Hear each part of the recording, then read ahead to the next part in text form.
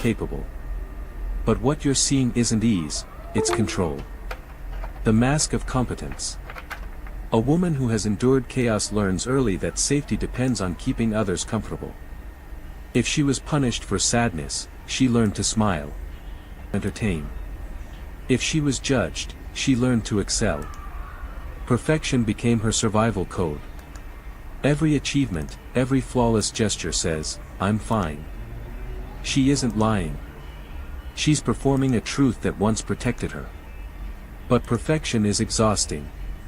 It means never resting, never revealing the cracks. And humor, her lighter mask, is the clever way she releases pressure without surrendering vulnerability. It buys her space. Jung's insight, the persona. Carl Jung called this outer facade the persona, the mask one wears to meet society's expectations. For the untraumatized, the persona is flexible, armor. She fears that if anyone saw her unmasked, her confusion, her fear, her softness, they would leave. So she refines the performance until she forgets where the act ends and the self begins. The tragedy is that the persona once saved her life, but now it keeps her from living it. The Stoic parallel, control as refuge. Stoic philosophy teaches mastery over emotion, but not denial of it. Marcus Aurelius wrote, "You have power over your mind, not outside events." She misunderstood that long before she ever read it. Her control was born not of philosophy, but of necessity. She controlled what she could, her grades, her appearance, her manners, because the world around her was unpredictable. To her, losing control feels like death. So she perfects everything, her posture, her timing, her tone. She believes that if she return. But control is a fragile god. It demands constant sacrifice. The hidden cost. People often admire her. They call her inspiring, resilient, the one who keeps it together.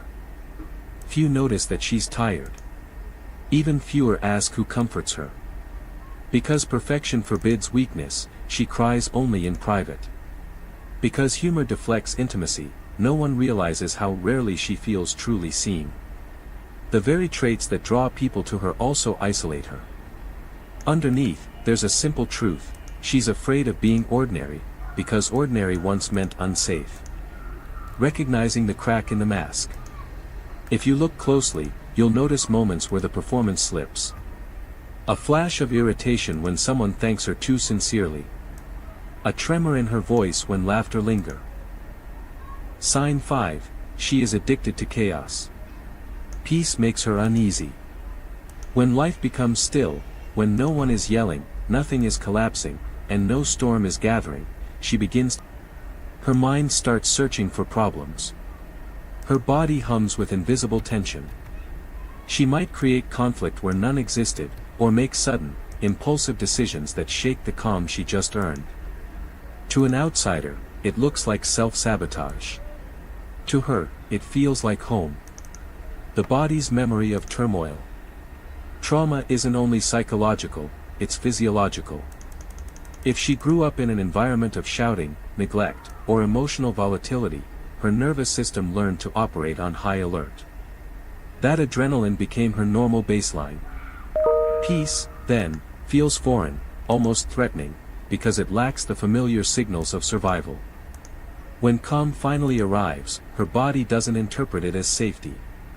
It interprets it as waiting for the next blow. So she unconsciously recreates chaos to restore equilibrium. Jung would call this a repetition compulsion, the unconscious drive to recreate unresolved situations, hoping to rewrite the ending. But the ending rarely changes. What changes is her exhaustion. The illusion of aliveness. Chaos gives her a strange sense of vitality. She equates intensity with love, conflict with connection, drama with meaning. Action feels flat. She needs the emotional spikes, the rush of passion, the tears, the apologies, to feel alive. This isn't shallowness, it's conditioning. Her heart learned to equate emotional volatility with importance. If it didn't hurt, it didn't matter. So she early environment, unpredictable, passionate, unstable. And when peace comes, when someone loves her steadily, she misreads it as boredom. That's when she'll pick at something minor, question your tone,